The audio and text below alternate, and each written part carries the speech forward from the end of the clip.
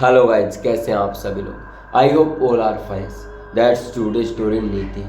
आज की जो कहानी है नीति नाम की लड़की की है जिसकी एक हॉस्टल में डेथ हो गई थी। और ये जो कहानी है उसकी फ्रेंड ने शेयर की है। काल्पनिक तौर पर मैं उसका नाम रखूँगा, लेकिन रियल नाम मैं आप लोगों को नहीं बता सकता क्योंकि उसने मना किया है। करीबन इस कहानी की शुरुआत होती है 3 साल पहले। जनवरी का महीना था, थोड़ी थोड़ी ठंड चल रही थी। आज से करीबन 3 साल पहले 2021-22 की एक घटना है। नीति जो कि अपने गांव में रहा करती थी, अपनी पढ़ाई किया करती थी और पढ़ाई में वो इतनी अच्छी थी कि हर बार टॉप करना। पूरे स्कूल तक, जब तक वो 12th क्लास तक पढ़ी, उसने टॉप किया और एक बार भी पीछे नहीं रही। उसके हमेशा 100 में से 100 मार्क्स आए। लेकिन जैसे 12th में हुई तो 1-2 नंबर कट गए, तो इसी के चलते उनके घर वाले काफ़ी खुश थे। लेकिन एक तरफ से उनके घर वाले दुखी भी थे। वो आगे नीति को पढ़ाना तो चाहते थे, लेकिन उनके पास इतने पैसे नहीं थे कि वो नीति को बाहर पढ़ा सके। और सबसे बड़ी बात, नीति जिस गांव में रह रही थी, मैं उस गांव का नाम भी नहीं बता सकता, उस गांव में से कोई भी बंदा बाहर रह के पढ़ाई नहीं कर रहा था। केवल अकेली नीति ही थी जिसने बाहर जाने का सोचा था। और इसके खिलाफ उनके घर वाले भी थे, लेकिन जैसे तैसे करके उनके घर के मान जाते हैं कि ठीक है बेटा, तू कर लियो पढ़ाई। और इसी के चलते नीति के जो प्रिंसिपल हैं स्कूल के, उन्होंने ही सारी व्यवस्था करवाई। कॉलेज में कहाँ पढ़ाई करनी है, कैसे कहाँ रहना है, और कोई भी स्थिति हो कैसे किसको फ़ोन करना है और क्या रहेगा, ये सब सारी चीज़ें नीति के जो प्रिंसिपल थे, जहाँ पर नीति ने पढ़ाई की, 12th पास की, उन्होंने ही सब कुछ करवाया। उनके घर वालों को भी मनवाया कि नीति लड़की पढ़ाई में अच्छी है और ये बहुत ही अच्छा करेगी आगे जाके। तो इतना सपोर्ट मिलने के बाद नीति के परिवार वाले भी मान ही जाते हैं और नीति को बाहर पढ़ाई करने के लिए भेज देते हैं। नीति जैसे ही बाहर जाती है जिस कॉलेज में पढ़ाई के लिए, मैं आपको बता दूं वो जो कॉलेज था उसी में ही रहना वहना सब कुछ था। सोना, रहना, खाना पीना सब कुछ वहीं पर था। पहले जो कॉलेज था उसमें जो 2 फ्लोर थे, वहाँ पर कॉलेज के जो बेंचेज है, पढ़ाई होती थी, जो 2 फ्लोर थे। ऊपर वाले 1 फ्लोर पर खाना बनता था और जो ऊपर वाले 2 फ्लोर थे उन पर बंदे रहते थे। ये 5 फ्लोर उनके कॉलेज में थे और सब कुछ वहीं पर, खाना पीना, रहना सहना सब कुछ वहीं पर होता था। और नीति भी बहुत ज़्यादा खुश थी। जब वो पहली बार कॉलेज में एंट्री करती है तो उसे वो बैठा हुआ मिलता है, जैसे नीचे होता है ना कि हम हॉस्टल में जाते हैं तो कहीं एक रिक्रूटमेंट वाला बंदा बैठा रहता है कि आपको क्या चाहिए। तो ऐसे ही वहाँ पर एक बंदा बैठा हुआ था जो कि एक गार्ड था। उनसे बात की नीति ने कि सर ऐसे ऐसे। अंकल ने कहा कि बेटा मेरे साथ चलो। और जाते जाते उन अंकल ने 3-4 बात नीति को बताई कि ऐसे ऐसे सब कुछ करना है और बाहर नहीं निकलना है। सबसे पहली बात उन्होंने नीति को बताई कि शाम के समय 7 बजे के बाद कभी भी कमरे से बाहर नहीं निकलना है, और यदि कोई भी काम हो तो 7 बजे से पहले मुझे बताना है, और सुबह 6 बजे उठ के कॉलेज में पढ़ाई करने के लिए आ जाना है।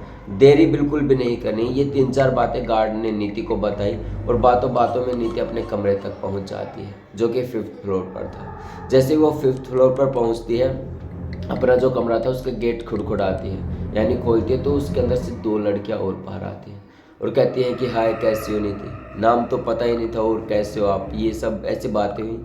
तो उन्होंने आपस में नाम पता किया, रिया, प्रियंका और ये नीति, ये तीनों वहीं पर थी। तो वो आपस में बातें की, यार ऐसे ऐसे। वो रहने के लिए अंदर चले जाते हैं। फिर वो ऊपर थोड़ी देर बैठते हैं, आराम करते हैं, फ़ोन वोन चलाते हैं और सो जाते हैं। नीति इस तरह अपने कॉलेज में एंट्री करती है। तो पहले ही दिन कॉलेज की शुरुआत कुछ ऐसी होती है। नीति, प्रियंका, सुमन तीनों इकट्ठी, सॉरी दोस्तों रिया, तीनों नीचे आती हैं और साथ ही कॉलेज जाती हैं। और कॉलेज में जाते अपना एंजॉय करती हैं, पढ़ाई वढ़ाई करती हैं। शाम का समय जैसे ही होता है उनकी छुट्टी हो जाती है। तो सबसे बड़ी बात ये थी कि वो रूम से कहीं भी नहीं जा सकती थी, खासकर शाम के 7 बजे होने के बाद। ऐसे ही 2 से 3 दिन बीत जाते हैं। रिया हो गई, सुमन हो गई और ये नीति काफ़ी खुश थी।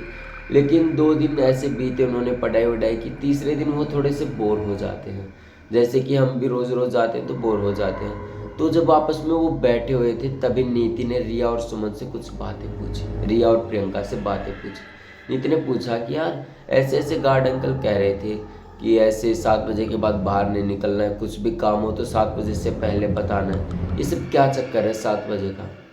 तभी रिया और प्रियंका कहती है कि यार मुझे भी नहीं पता, ये अंकल जब से हम यहाँ पर आए थे तब हमें भी ऐसा ही कुछ कहा था। तो वो कहते हैं यार मुझे तो कुछ लगता नहीं है, लेकिन हो भी, चलो छोड़ो। तभी जो प्रियंका थी वो कहती है कि यार यहाँ पर भूत प्रेतों का साया बताते हैं कि कोई भी शाम के समय 7 बजे के बाद यदि बाहर निकलता है तो उसकी डेथ होनी निश्चित हो जाती है और कोई बचने का चांस नहीं होता। ये सब जो बातें थी नीति को काफ़ी अजीब लगी और रिया को भी। यार पता नहीं क्या है, लेकिन मुझे तो नहीं लगता कुछ होगा ऐसा। वैसे आपस में बातें करते हैं। रात का करीबन 11 बजे का समय हो चुका था। फिर वो थोड़ी देर और बातें करके चुपचाप सो जाते हैं। जैसे ही अगला दिन शुरू होता है, रोज़ की तरह अपने कॉलेज के लिए निकलते हैं। सुबह उठते हैं, अंदर जाते हैं, पढ़ाई वढ़ाई करते हैं।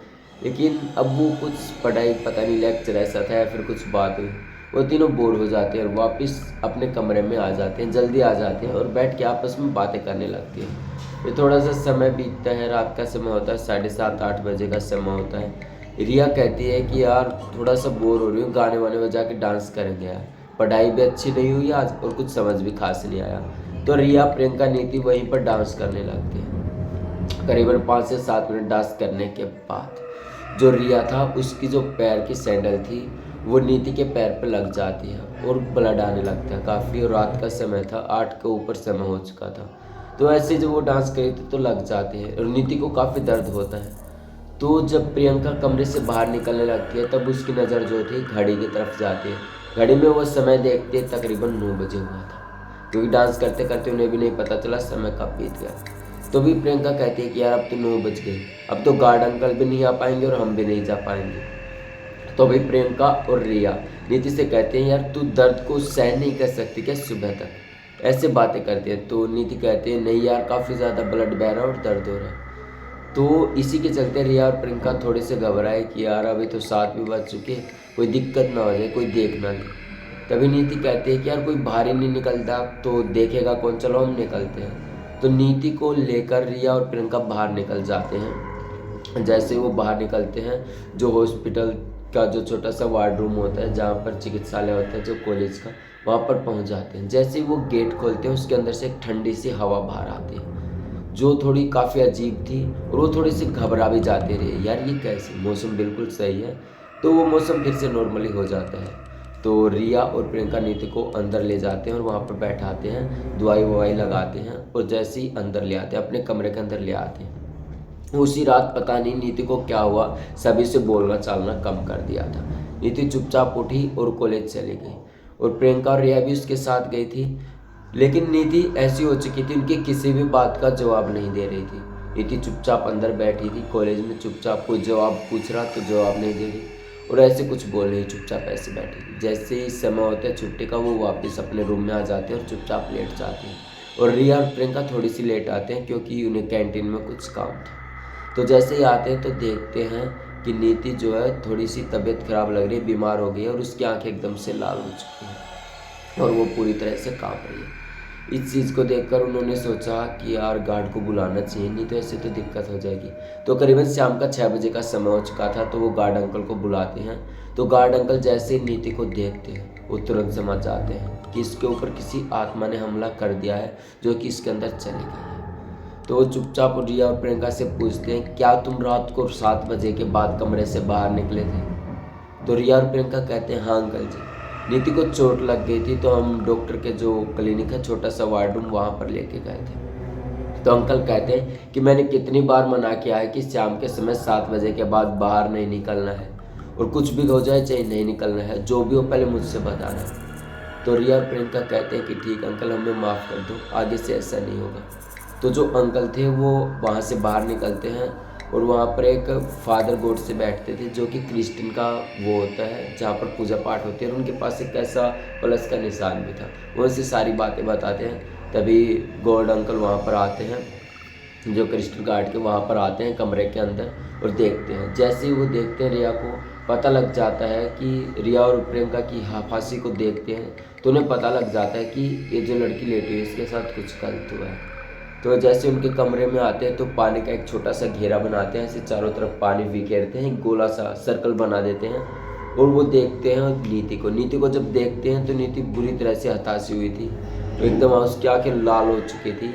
और जैसे ही वो अंदर आए तो नीति जो थे एकदम से चिल्लाने लगी थी। तभी क्रिस्टन अंकल ने वो अपना प्लस का जो भी उनका चिन्ह होता है, जो अपना देवता को मानते हैं, उन्होंने ऐसे किया तो नीति जो थी हवा में थोड़ी सी ऊपर उड़ी। जैसे ही वो ऊपर उड़ती है वो ज़ोर ज़ोर से चिल्लाने लगती है और फिर वो ऐसे कर करके आराम आराम से जो पानी का घेरा बना हुआ था उसमें अंदर आ गई थी, लेकिन उसका जोर नहीं चल रहा था, वो उस घेरे से बाहर नहीं निकल पा रही थी। ऐसे ही समय बीत रहा था, काफ़ी समय बीता, पूरी रात निकल गई। जो हमारे गोडसे थे जो कुछ कर रहे थे, पूरी रात निकल गई। सुबह के 6 बजे कुछ भी संभव नहीं हो पाया और नीति ने अपना दम तोड़ दिया। नीति की वहीं पर डेथ हो गई और जैसे हवा में थी नीचे गिरी। और इस चीज़ को देखकर रिया और प्रियंका को काफ़ी बुरा लगा कि यार ये सब हमारे कारण हुआ है, काश हम उस रात कमरे से बाहर नहीं निकले होते। और आज नीति की डेथ हो गई थी। प्रियंका और रिया को काफ़ी अफसोस हुआ था और जो क्रिश्चियन अंकल थे हमारे गोडसे, उन्हें भी काफ़ी दुख हुआ कि वो उन्हें बचा नहीं पाए। जब इस बात का पता प्रिंसिपल को चलता है तो प्रिंसिपल उस कॉलेज को तुरंत ही बंद कर देते हैं और दूसरी जगह अपना कॉलेज खोलने का निर्णय लेते हैं, क्योंकि ये जो बात थी कॉलेज के काफ़ी लोगों तक फैल चुकी थी। तो उन्होंने उस कॉलेज को बंद कर दिया था और दूसरी जगह पर कॉलेज खोलने का फैसला कर लिया था। लेकिन आज भी नीति के साथ जो घटना घटी है, उसकी फ्रेंड प्रियंका और रिया काफ़ी सोच में पड़ जाती है कि यार ये सब कुछ हमारे कारण हुआ था, काश उस दिन हम बचा पाते, इससे कुछ कर पाते या फिर रूम से बाहर नहीं निकल पाते। तो ये थी आज की कहानी जो मैंने विजिट करी है। कमेंट बॉक्स में ज़रूर बताएं कि आपको ये कहानी कैसी लगी और ऐसी कहानी सुनने के लिए चैनल को सब्सक्राइब करें। तब तक के लिए जय हिंद। कल फिर से मिलेंगे कोई खौफनाक कहानी लेकर।